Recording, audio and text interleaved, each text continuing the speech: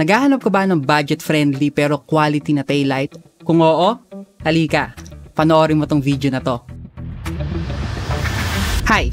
Happy nga pala and welcome back sa isa na namang episode ng ating bike unboxing serye, kung saan ay nag-unbox tayo ng mga binili nating bike parts and accessories.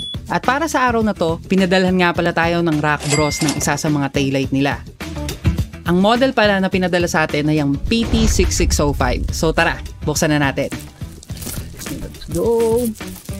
Excited! Meron naman tayong bagong accessories. Ito siya, tapos meron din ano dito. So eto na yung taillight na pinadala sa atin. So ano nga ba yung mga kasama nito sa package? Tara, tignan natin. Ito pala yung mga kasama sa package natin. Unang-una syempre yung mismong PT6005 na taillight. And then pangalawa naman ay itong micro USB cable. May kasama rin tong rubber band for mounting at yung huling-huli itong mounting lock. Pag-usapan naman natin kung ano nga ba yung mga features nito.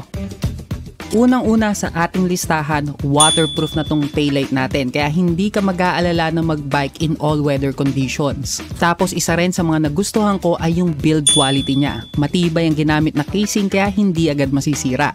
Meron din itong 250 mAh rechargeable battery with micro USB connection kaya matagal malobat. At yung pinaka-solid dito mga brother, ang ginamit na ilaw dito ay COB lamp beads. Ang ibig sabihin nun, mas matagal ang lifespan ng ilaw nito at mas malakas ang ilaw nito kaysa sa ibang LED lights sa market. At kung mapapansin nyo yung likod ng ating taillight, may parang clip dito. Ang purpose na mga brother ay pwede nyo tong i-slide sa mga rear bag nyo kung may nakakabit sa inyong bisikleta, and pwede rin naman siyang itali if wala. Pagkatapos natin sa features, tignan naman natin kung ano nga ba yung mga light modes nito. Meron pala itong 3 modes. Ang una ay yung flashing light, and yung pangalawa naman yung steady lights, and yung panghuli is yung alternating light. Yung alternating lights mga brother, available lang yan if ang bibilhin mong model is yung PT6005B. So gaano katagal bago malobat to? Pag flashing light or alternating light ang gamit mo, yung ilaw ay tatagal ng up to 16 hours of use.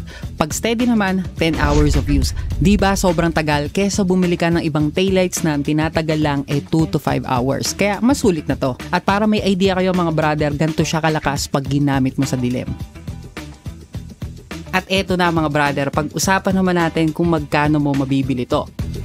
Kaya ako nasabi na budget friendly to kasi mabibili mo lang to sa halagang 179 pesos. And base sa build niya and sa mga features niya mga brother, sulit na to kaysa dun sa mga available na taillight sa market. Kung gusto niyo palang bumili nito mga brother, ilalagay ko na lang sa comment section yung link or i-click nyo na lang yung yellow basket sa may baba.